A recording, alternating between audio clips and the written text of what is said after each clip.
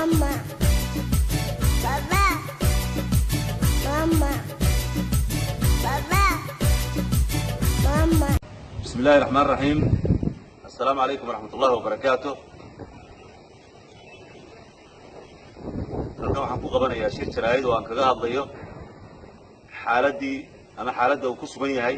cabdiraxmaan cabdilaahi dabcasan taariikhdu ah maanta 18 bisha 12 2017 shalay oo ay taariikhdu ahayd 17 cabdiraxmaan isagoo ka cuntaynaya hodheel ku yaalla magaalada Hargeysa siiba xaafadda calaamadaha ee ka agdhow gegida diyaaradaha hodheel Carafa ciidamada qaar ka mid ah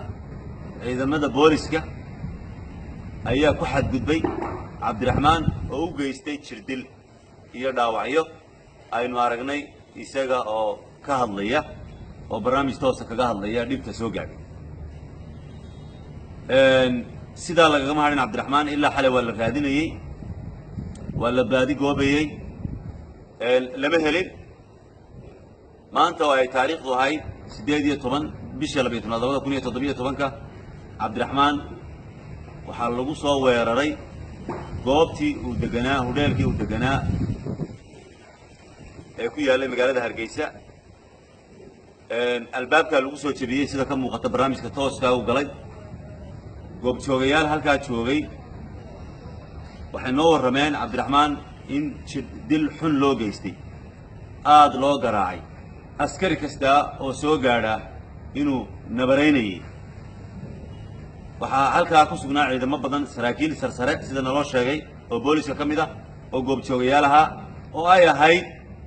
in ay cabdiraxmaan faraan ciidankooda inay si nabada ku qaadaan way awoodi karayeen waa loo yeedhi karaa qofka wax waa la weydiin karaa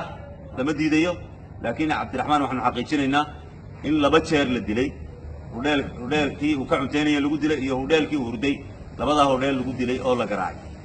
waxaanu mas-uuliyadda iyo wax kasta oo soo gaadha dusha ka saaraynaa ciidamada ammaanka siiba booliska ayaanu dusha ka saaraynaa cabdiraxmaan waxa weeye waxa uu yimi dabcan taariikhdu markay ahayd 13 bisha 12 2017 isagoo ka soo kictimay Maraykan